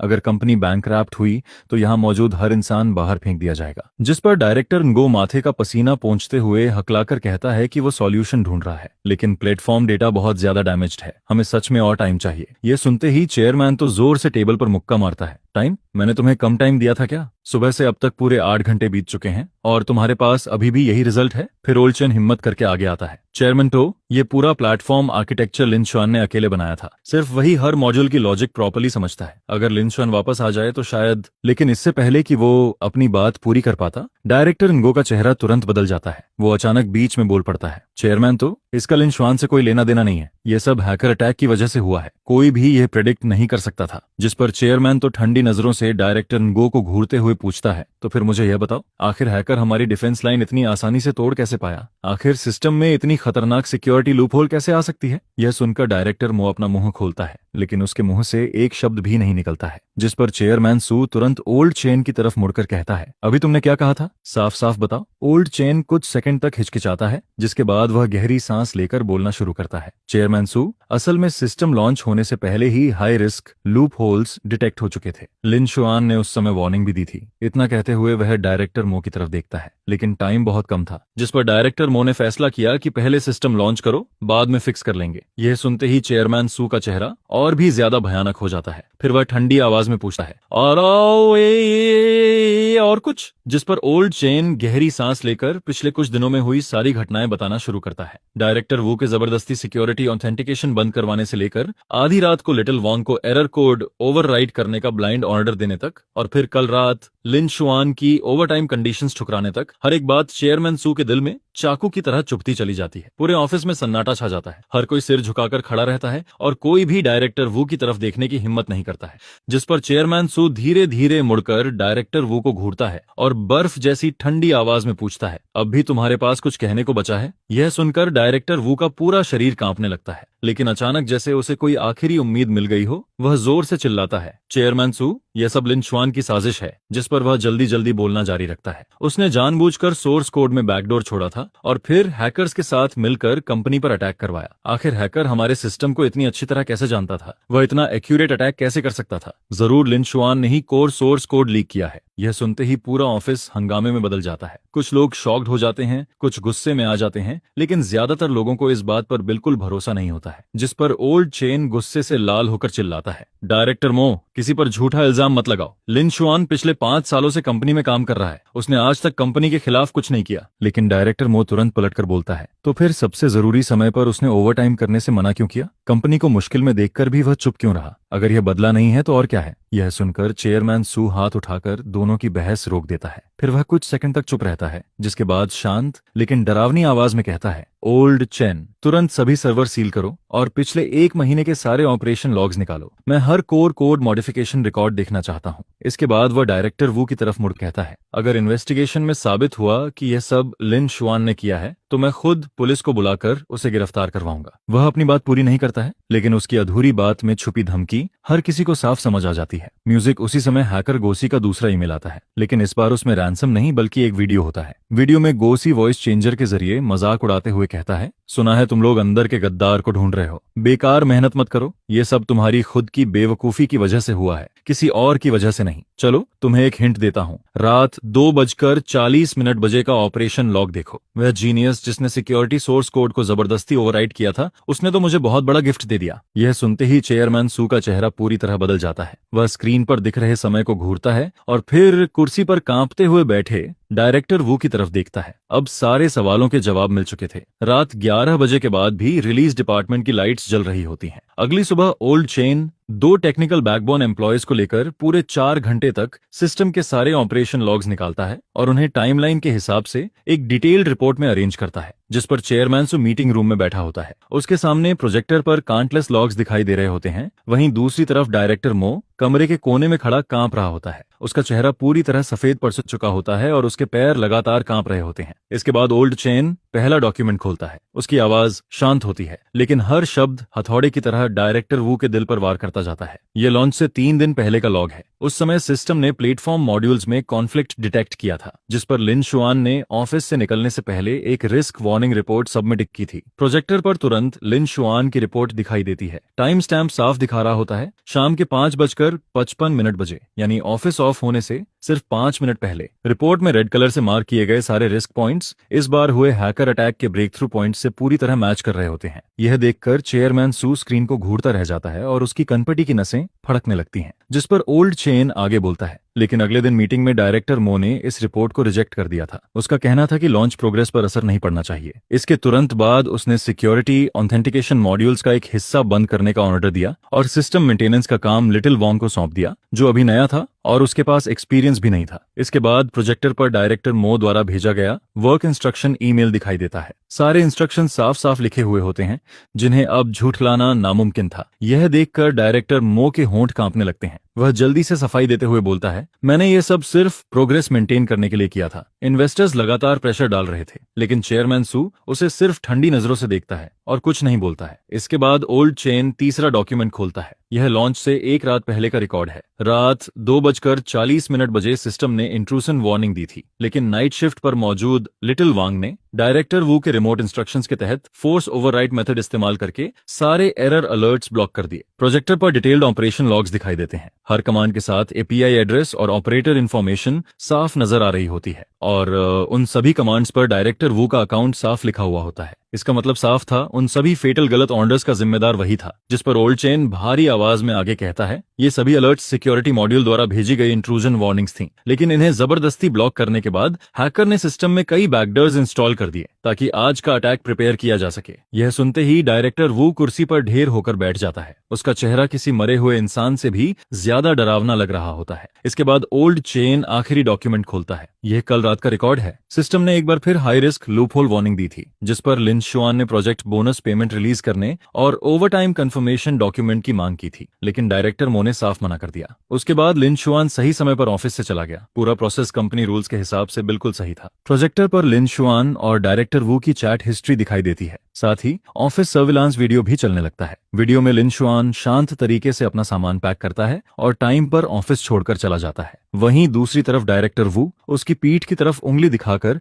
लगातार गालियां देता रहता है। यह देखकर चेयरमैन सू अपनी आंखें बंद करता है और गहरी सांस लेता है। अब सच पूरी तरह सामने आ चुका था। शुरू से लेकर आखिर तक यह पूरी डिजास्टर डायरेक्टर वू की इग्नोरेंस और एरोगेंस की वजह से हुई थी। इसका लिन शुआन से कोई लेना देना नहीं था। इसके बाद ओल्ड चेन प्रोजेक्टर बंद करता है और आखिरी बात कहता है, इसके अलावा मैंने लिन शुआन के बैंक रिकॉर्ड्स और कॉन्टैक्ट हिस्ट्री भी चेक की है। वहां भी कोई सस्पिशियस एक्टिविटी नहीं मिली है। पिछले कुछ दिनों से ऑफिस आवर्स के बाद भी वह लगातार हॉस्पिटल में अपनी मां की देखभाल कर रहा था, यहां तक कि उसका फोन भी बंद था। यह सुनते ही मीटिंग रूम में मौत जैसा सन्नाटा छा जाता है, जिस पर चेयरमैन सू धीरे धीरे अपनी आंखें खोलता है और डायरेक्टर वू को घूरते हुए हर शब्द पर जोर देकर पूछता है, अब भी तुम्हारे पास कुछ कहने को बचा है? लेकिन डायरेक्टर वू के होंठ कांपते रहते हैं और आखिर में उसके मुंह से एक शब्द भी नहीं निकलता है। उसका पूरा शरीर ऐसे ढीला पड़ जाता है जैसे किसी ने उसकी सारी हड्डियां निकाल ली हों, जिसके बाद वह सीधे कुर्सी पर ढेर होकर गिर जाता है। यह देखकर चेयरमैन सू खड़ा हो जाता है और ठंडी आवाज में कहता है, अभी इसी वक्त मुझे बताओ लिन शुआन किस हॉस्पिटल में है? इसके बाद वह दीवार पर लगी घड़ी की तरफ देखता है। रात के 12:20 बज चुके होते हैं। इन्वेस्टर्स द्वारा दिए गए अंतिम अल्टीमेटम में अब सिर्फ 6 घंटे से भी कम समय बचा होता है और कंपनी को बचाने वाला इकलौता इंसान अभी तक इस बात से अनजान होता है कि यहाँ क्या कुछ हो चुका है। रात 1 बजे म्यूजिक सिटी पीपल्स हॉस्पिटल के इमरजेंसी हॉल में अब भी तेज रोशनी जल रही होती है। मैं हॉलवे की लंबी बेंच पर बैठा होता हूँ और हाथ में ठंडी हो चुकी कॉफी पकड़े रहता हूँ। मां सर्जरी से पहले वाला आखिरी चेकअप अभी अभी खत्म हुआ था। नर्स ने बताया था कि सुबह होते ही उन्हें ऑपरेशन रूम में ले जाया जाएगा। साथ ही उसने मुझे याद दिलाया कि बाकी बचे 50,000 युआन डिपॉजिट जल्द से जल्द जमा करवाने होंगे, जिस पर मैं अपने बैंकिंग ऐप का बैलेंस चेक करता हूँ। उसमें सिर्फ 38,000 युआन पड़े होते हैं। ये पिछले 5 सालों में मेरी पूरी लाइफ सेविंग्स होती है, लेकिन अब भी 12,000 युआन कम पड़ रहे होते हैं और मुझे समझ नहीं आता कि आखिर अब किससे पैसे उधार मांगूं। मैं अभी इसी सोच में डूबा होता हूँ, तभी हॉलवे के आखिर से अचानक लोगों का एक ग्रुप तेजी से अंदर आता है। सबसे आगे चेयरमैन सू होता है, उसके पीछे कई सीनियर एग्जीक्यूटिव्स चलते आ रहे होते हैं और सबसे पीछे डायरेक्टर वो पसीने में भीगा हुआ नजर आता है। उनकी अचानक एंट्री से शांत पड़ा इमरजेंसी हॉल तुरंत हलचल से भर जाता है। कई नर्सें हैरानी से सिर उठाकर उनकी तरफ देखने लगती हैं, जिस पर चेयरमैन सू सीधे मेरे सामने आकर रुकता है। उसकी आवाज में पहले कभी न सुनी गई नरमी होती है। लिन शुआन, आखिरकार हम तुम्हें ढूंढ ही लेते हैं। मैं कुछ पल के लिए स्टंट रह जाता हूँ और फिर इंस्टिंक्टिवली खड़ा हो जाता हूँ। चेयरमैन सू कंपनी का फाउंडर होता है। वह इतना बड़ा इंसान होता है कि आम एम्प्लॉयज तो छोड़ो, डिपार्टमेंट डायरेक्टर्स तक उससे मिल नहीं पाते हैं। लेकिन इस वक्त वही आदमी खुद रात के 1 बजे हॉस्पिटल में मुझे ढूंढते हुए आया होता है, जिस पर मैं उसके पीछे खड़े डायरेक्टर वू की तरफ देखता हूँ। वह सिर झुकाए खड़ा रहता है और मेरी तरफ देखने की भी हिम्मत नहीं कर पाता है। उसका चेहरा बिल्कुल भूत की तरह सफेद पड़ चुका होता है। इसके बाद चेयरमैन सू गहरी सांस लेता है और थकी हुई आवाज में कहता है, लिन शुआन, कंपनी के साथ बहुत बड़ा हादसा हो गया है। सिचुएशन बेहद सीरियस है। मुझे तुम्हारी मदद चाहिए। मैं शांत आवाज में जवाब देता हूँ, चेयरमैन सू, मैं अब कंपनी का कोर टेक्निकल एम्प्लॉय नहीं रहा हूँ। डायरेक्टर वो खुद कह चुका है कि कंपनी किसी एक कोडर के बिना भी आराम से चल सकती है। यह सुनकर चेयरमैन सू के चेहरे पर ऑकवर्ड एक्सप्रेशन आ जाता है, जिस पर वह तुरंत कहता है, लिन शुआन, मुझे पता है कि कंपनी ने तुम्हारे साथ गलत किया है, लेकिन अभी सिचुएशन बहुत क्रिटिकल है। सिस्टम पर हैकर्स ने अटैक कर दिया है। पूरा प्लेटफॉर्म ऑलमोस्ट पैरालाइज हो चुका है। कोर डेटा बुरी तरह डैमेज हो चुका है। हमने बाहर की 3 बड़ी सिक्योरिटी कंपनीज को बुलाया, लेकिन कोई भी इसे फिक्स नहीं कर पाया। वह कुछ सेकंड रुकता है, जिसके बाद उसकी आवाज और ज्यादा डेस्परेट हो जाती है। सिर्फ तुम ही उस एंटायर आर्किटेक्चर को सबसे अच्छी तरह समझते हो। कंपनी को अब सिर्फ तुम ही बचा सकते हो। मैं उसकी तरफ देखता रहता हूँ, लेकिन कुछ नहीं बोलता हूँ। जिस पर चेयरमैन सू आगे कहता है, मैंने पूरी इन्वेस्टिगेशन करवाई है। इस पूरे इंसिडेंट के पीछे सिर्फ डायरेक्टर वो जिम्मेदार है। उसने तुम्हारी रिस्क वार्निंग्स इग्नोर की, जबरदस्ती सिक्योरिटी मॉड्यूल्स बंद करवाए, म्यूजिक और क्रिटिकल मोमेंट पर ब्लाइंड इंस्ट्रक्शंस देकर पूरा डेटा करप्ट करवा दिया। लिंचुआन, कंपनी ने तुम्हारे साथ गलत किया। मैं कंपनी की तरफ से तुमसे माफी मांगता हूँ। यह सुनते ही डायरेक्टर वू आखिरकार सिर उठाता है। उसकी आवाज कांप रही होती है। लिंचुआन, आई एम सॉरी, यह सब मेरी गलती है। मुझे तुम्हारा प्रोजेक्ट बोनस नहीं काटना चाहिए था। मुझे तुम्हारी इंसल्ट नहीं करनी चाहिए थी, और कल रात तुम्हारी रीजनेबल कंडीशंस रिजेक्ट नहीं करनी चाहिए थी। प्लीज कंपनी को बचा लो। मैं डायरेक्टर वू को देखता हूँ। जो इंसान पहले एरोगेंट और घमंडी होकर सब पर चिल्लाता था, वही आज एक डरे हुए कुत्ते की तरह मेरे सामने भीख मांग रहा होता है। लेकिन सच कहूं, मेरे दिल में कोई खुशी नहीं होती है। सिर्फ एक अजीब सी थकान महसूस हो रही होती है, जिस पर मैं धीरे से सिर हिलाता हूं और कहता हूं, चेयरमैन सू, सुबह मेरी माँ की सर्जरी है। इस वक्त मेरे पास हॉस्पिटल फीस तक पूरी नहीं है। सच कहूं तो अभी कंपनी के बारे में सोचने की हालत में भी नहीं हूं। यह सुनते ही चेयरमैन सू तुरंत बोल पड़ता है, हॉस्पिटल फीस की चिंता मत करो, कंपनी पूरा खर्च उठाएगी। चाहे जितना पैसा लगे सब हम देंगे। मैं उसकी तरफ देखता हूं और शांत आवाज में कहता हूं, चेयरमैन सू, पिछली बार भी डायरेक्टर मो ने मुझसे बहुत प्रोमिसेस किए थे, लेकिन आखिर में क्या हुआ? मुझे मेरा राइटफुल प्रोजेक्ट बोनस तक नहीं मिला। यह सुनते ही चेयरमैन सू कुछ सेकंड के लिए चुप रह जाता है, लेकिन अगले ही पल वह मेरी बात समझ जाता है, जिस पर वह तुरंत अपने असिस्टेंट की तरफ मुड़कर कहता है, अभी के अभी कॉन्ट्रैक्ट तैयार करो, ऐसा कॉन्ट्रैक्ट जिसकी लीगल वैलिडिटी हो। करीब 10 मिनट बाद असिस्टेंट जल्दी एक इमरजेंसी ड्राफ्टेड एग्रीमेंट लेकर वापस आता है। चेयरमैन सू वहीं खड़े खड़े उस पर साइन करता है और ऑफिशियल स्टैंप भी लगा देता है। एग्रीमेंट में साफ लिखा होता है, 80,000 युआन का पेंडिंग प्रोजेक्ट बोनस तुरंत रिलीज किया जाएगा। मेरी माँ की पूरी सर्जरी कॉस्ट कंपनी पे करेगी। इसके अलावा मुझे 1 मिलियन युआन का स्पेशल रिवॉर्ड भी दिया जाएगा, और इंसिडेंट खत्म होने के बाद लीगल रिस्पॉन्सिबिलिटी भी तय की जाएगी। जिस पर चेयरमैन सू एग्रीमेंट मेरी तरफ बढ़ाते हुए कहता है, लिंचुआन, यह कंपनी की सिंसियरिटी है। अब क्या तुम वापस आकर काम करोगे? मैं एग्रीमेंट लेकर ध्यान से पढ़ता हूँ। सब कुछ कंफर्म करने के बाद दीवार पर लगी घड़ी की तरफ देखता हूँ। रात के 1:40 बज चुके होते हैं। सुबह होने में अब सिर्फ 5 घंटे से भी कम समय बचा होता है, लेकिन मैं तुरंत हाँ नहीं कहता हूँ, बल्कि अपना फोन निकालकर उसे ऑन करता हूँ। स्क्रीन जलते ही दर्जनों अनरीड मैसेजेस लगातार पॉपअप होने लगते हैं। सारे मैसेजेस कंपनी के कॉलेग्स की तरफ से हेल्प रिक्वेस्ट्स होते हैं। मैं उन्हें तेजी से स्क्रॉल करता हूँ और कुछ ही मिनटों में पूरी सिचुएशन का रफ आइडिया समझ जाता हूँ, जिस पर मैं सिर उठाकर चेयरमैन सू की तरफ देखता हूँ और कहता हूँ, मुझे पहले सिस्टम की करंट कंडीशन जाननी होगी। डैमेज कितना सीरियस है?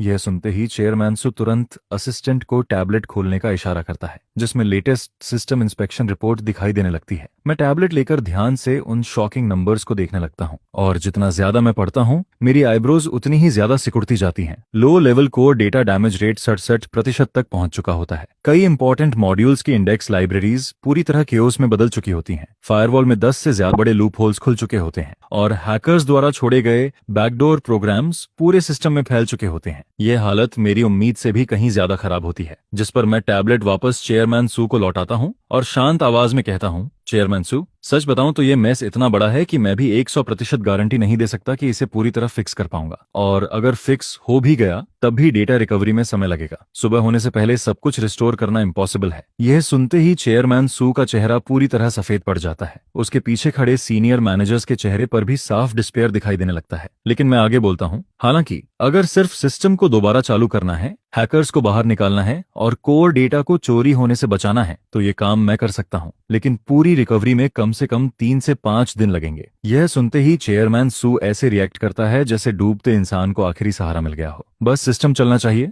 बस डेटा सुरक्षित रहना चाहिए, इतना काफी है। मैं हॉस्पिटल रूम की तरफ देखता हूँ। माँ अब भी अंदर आराम कर रही होती हैं, जिसके बाद मैं नर्स स्टेशन तक जाता हूँ और ड्यूटी नर्स से माँ का ध्यान रखने के लिए कहता हूँ। फिर मैं मुड़कर चेयरमैन सू की तरफ देखता हूँ और शांत आवाज में बोलता हूँ, चलते हैं, वापस कंपनी चलते हैं। उस समय रात के 2:10 बज रहे होते हैं। कंपनी की गाड़ियों का कन्वॉय सीधे पार्किंग बेसमेंट में जाकर रुकता है। मैं और चेयरमैन सू बिना समय बर्बाद किए सीधे R&D डिपार्टमेंट की तरफ बढ़ते हैं। पूरा ऑफिस तेज रोशनी से जगमगा रहा होता है। सारे टेक्निकल एम्प्लॉयज अब भी वहीं मौजूद होते हैं। हर किसी के चेहरे पर थकान और डिस्पेयर साफ नजर आ रहा होता है। जैसे ही ओल्ड चेन मुझे देखता है उसकी आंखें लाल हो जाती हैं। वह भारी आवाज में कहता है, लिंशुआन, आखिरकार तुम आ ही गए। मैं सिर्फ हल्का सा सिर हिलाता हूँ और सीधे सेंट्रल कंट्रोल डेस्क के सामने जाकर बैठ जाता हूँ। सिस्टम मॉनिटर पर रियल टाइम स्टेटस पूरी तरह केओस में बदला हुआ होता है। मैं अपनी उंगलियां हल्की सी स्ट्रेच करता हूँ, गहरी सांस लेता हूँ और फिर कीबोर्ड पर तेजी से टाइपिंग शुरू कर देता हूँ। सबसे पहला काम होता है हाईएस्ट एक्सेस अथॉरिटी वापस लेना, क्योंकि डायरेक्टर वो की ब्लाइंड कमांड्स ने पूरे परमिशन मैनेजमेंट सिस्टम को बुरी तरह मेस बना दिया था।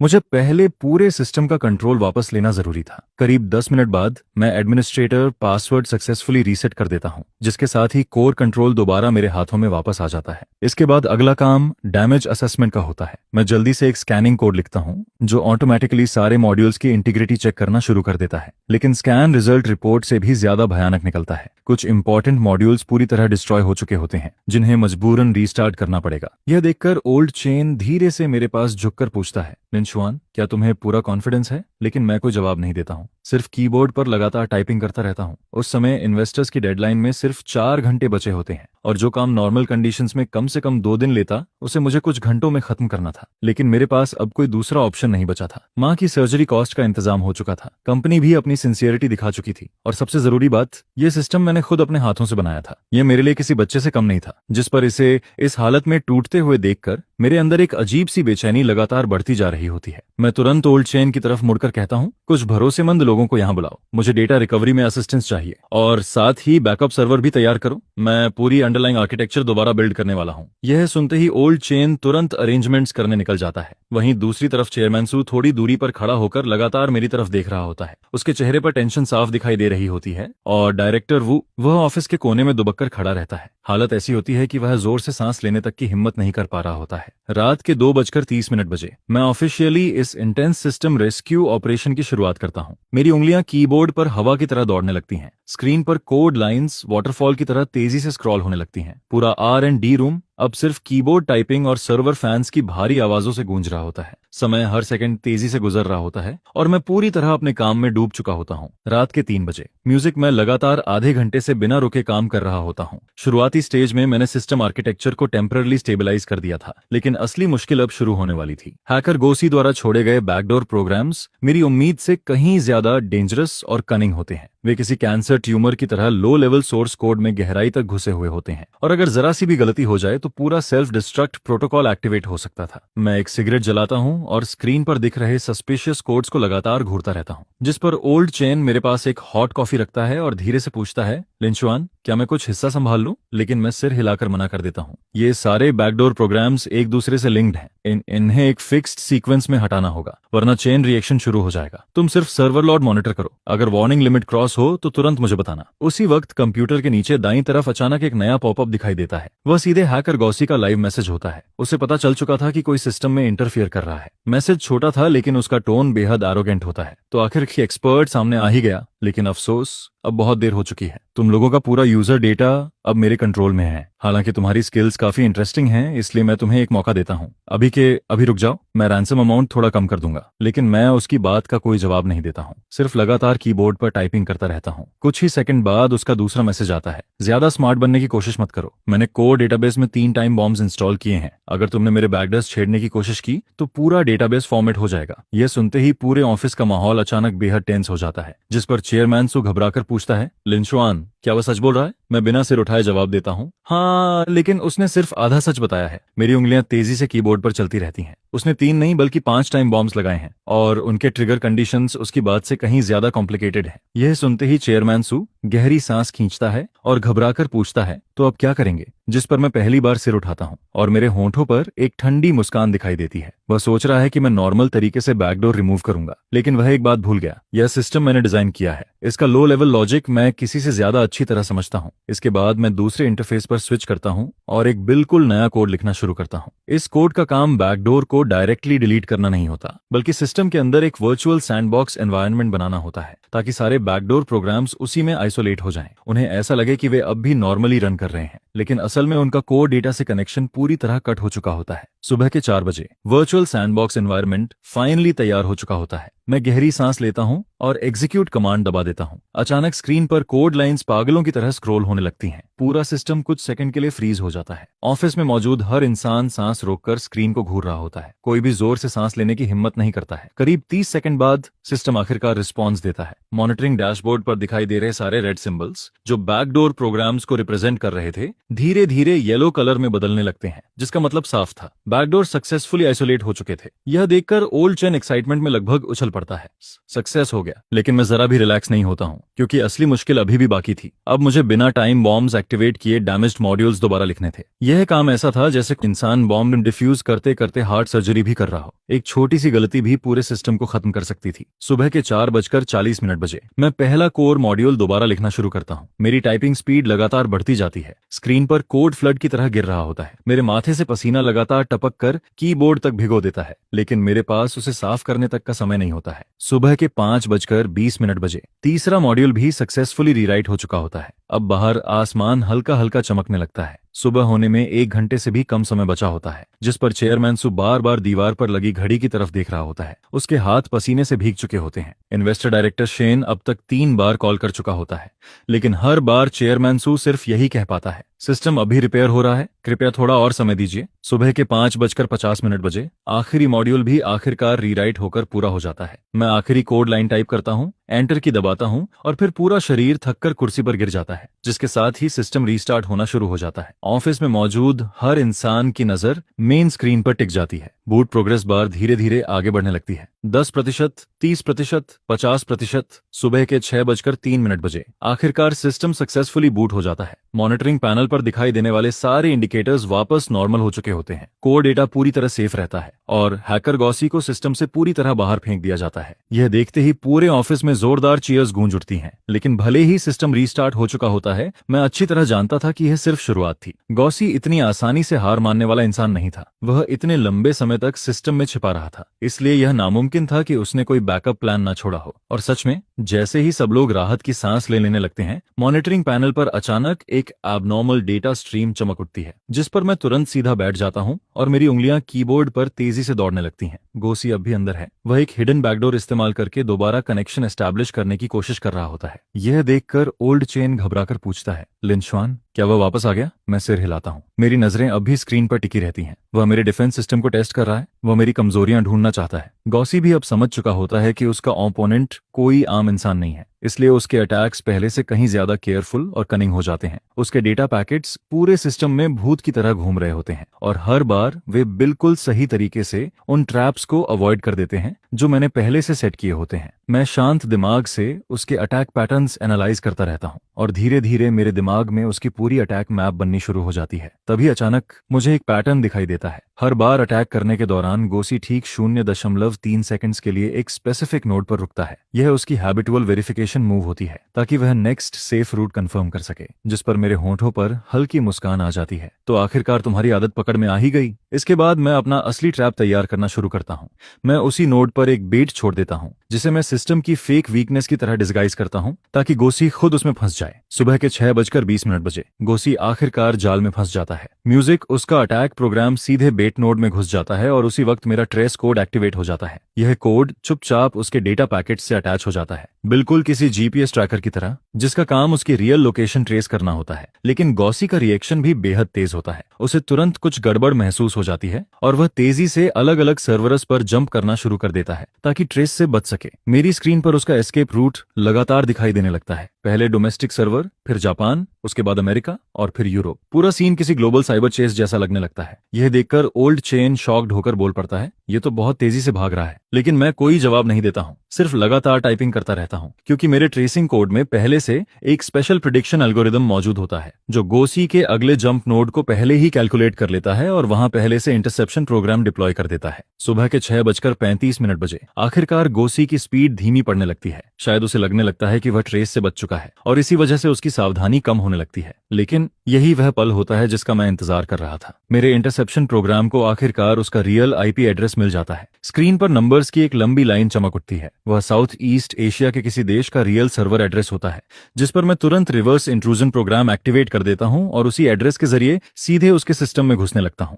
गोसी ने शायद कभी इमेजिन भी नहीं किया था कि कोई उसके खिलाफ काउंटर हैक कर देगा। उसका फायरवॉल मेरे सामने कागज की दीवार जितना कमजोर साबित होता है। करीब 3 मिनट बाद मैं सक्सेसफुली उसके कंप्यूटर में घुस चुका होता हूं। अब उसकी रियल आइडेंटिटी, फाइल्स और पर्सनल डिटेल्स सब मेरी स्क्रीन पर दिखाई देने लगती हैं। उसी समय मैं सिस्टम में आखिरी काउंटर पैच डिप्लॉय कर देता हूं। म्यूजिक। यह पैच हमेशा के लिए सारे इंट्रूजन पाथ्स ब्लॉक करने वाला होता है, साथ ही गोसी द्वारा छोड़े गए सभी बैकडोर प्रोग्राम्स को पूरी तरह साफ करने वाला होता है। सुबह के 6:45 बजे फाइनल काउंटडाउन शुरू हो जाता है। पैच डिप्लॉयमेंट प्रोग्रेस तेजी से आगे बढ़ने लगती है। 10%, 20%, 30%। तभी गोसी को आखिरकार खतरे का एहसास हो जाता है, जिस पर वह पागलों की तरह आखिरी अटैक्स लॉन्च करना शुरू कर देता है। वह पैच कंप्लीट होने से पहले पूरे सिस्टम को डिस्ट्रॉय करना चाहता था। मॉनिटरिंग पैनल पर डेटा ट्रैफिक अचानक आसमान छूने लगता है। वार्निंग अलार्म्स लगातार बजने लगते हैं। मैं दांत भींच लेता हूं और इतनी तेजी से टाइपिंग करने लगता हूं कि मेरी उंगलियां ऑलमोस्ट ब्लर दिखाई देने लगती हैं। यह हमारी आखिरी लड़ाई थी। या तो पैच सक्सेसफुली डिप्लॉय होता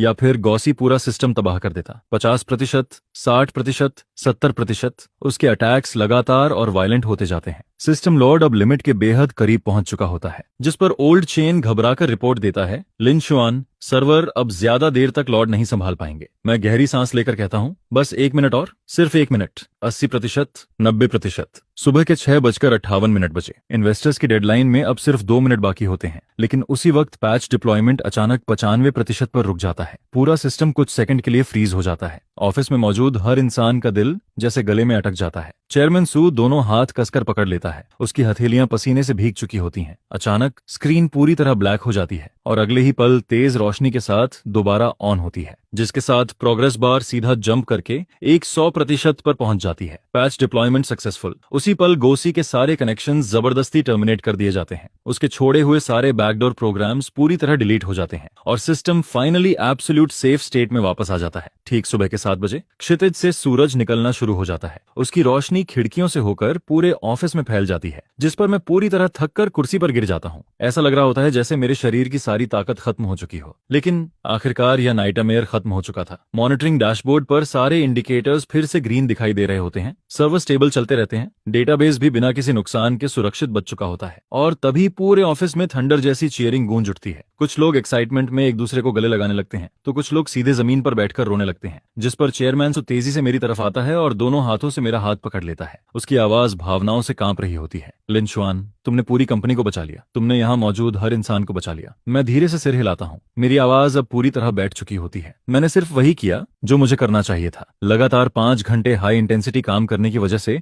मेरे गले से अब मुश्किल से आवाज निकल रही होती है, जिस पर ओल्ड चेन मुझे पानी की बोतल देता है और मैं एक ही सांस में आधी बोतल खत्म कर देता हूँ। उसी वक्त मेरी स्क्रीन पर अचानक एक नया विंडो पॉपअप होता है। वह गोसी की डिटेल्ड ट्रेसेड इन्फॉर्मेशन होती है। मैं जल्दी से सारी डिटेल्स ऑर्गेनाइज करके एक फाइल बनाता हूँ। फिर चेयरमैन सू की तरफ मुड़कर कहता हूँ, यह उस हैकर की रियल आइडेंटिटी और आईपी डिटेल्स हैं। मेरा सुझाव है कि तुरंत पुलिस को इन्फॉर्म किया जाए। यह सुनते ही चेयरमैन सू तुरंत असिस्टेंट को पुलिस कांटेक्ट करने का ऑर्डर देता है। करीब 20 मिनट बाद कैप्टन वांग की साइबर पुलिस टीम कंपनी पहुंच जाती है। मैं उन्हें सारे एविडेंस हैंडओवर कर देता हूं, जिसमें अटैक लॉग्स, ट्रेसिंग रिकॉर्ड्स और गोसी के कंप्यूटर से निकाला गया डेटा भी शामिल होता है। सारे डॉक्यूमेंट्स देखने के बाद पुलिस ऑफिसर गंभीर चेहरे के साथ कहता है, यह गोसी काफी समय से हमारी हाई प्रायोरिटी वॉच लिस्ट में है। यह कई बड़े साइबर अटैक्स में इन्वॉल्व रहा है, लेकिन अब तक हमारे पास इसके खिलाफ सॉलिड एविडेंस नहीं था। लेकिन इस बार उसकी आंखों में सख्ती आ जाती है। अब हमारे पास पक्के सबूत हैं। हम तुरंत इंटरनेशनल अथॉरिटीज के साथ मिलकर इसे गिरफ्तार करेंगे। सिक्योरिटी इश्यू को हैंडल करने के बाद मैं टाइम देखता हूं और सुबह के 7:40 बज चुके होते हैं, जिस पर मुझे याद आता है कि 8 बजे माँ को ऑपरेशन रूम में जाना है। फिर मैं जल्दी से हॉस्पिटल वापस जाने के लिए निकलने लगता हूँ। तभी चेयरमैन सू मुझे आवाज देकर रोकता है, लिन शुआन, 1 मिनट रुको। जिस पर वो कॉर्नर में खड़े डायरेक्टर वू की तरफ मुड़ता है और ठंडी आवाज में कहता है, डायरेक्टर वू, इस पल से तुम्हें कंपनी से ऑफिशियली निकाल दिया जाता है। यह सुनते डायरेक्टर वू का पूरा शरीर कांपने लगता है और वो सीधे जमीन पर गिर पड़ता है। फिर चेयरमैन सूस आगे कहता है, इस इंसिडेंट की वजह से कंपनी को सीधे 300 मिलियन युआन से ज्यादा का नुकसान हुआ है, जिस पर मैं लीगल प्रोसीजर शुरू करूंगा और तुम्हारे ऊपर सिविल और क्रिमिनल दोनों चार्जेस लगाए जाएंगे। तुम्हारी इग्नोरेंस और एरोगेंस ने ऑलमोस्ट पूरी कंपनी को बर्बाद कर दिया था। यह सुनकर डायरेक्टर वू का चेहरा बिल्कुल सफेद पड़ जाता है। उसके होंठ कांपते हैं, जैसे वो खुद को एक्सप्लेन करना चाहता हो, लेकिन आखिर में उसके मुंह से एक शब्द भी नहीं निकल पाता। फिर वो किसी तरह लड़खड़ाते हुए उठता है और मेरे सामने आकर अचानक घुटनों के बल गिर जाता है। लिंचुआन, मुझसे गलती हो गई, मैं सच में गलत था।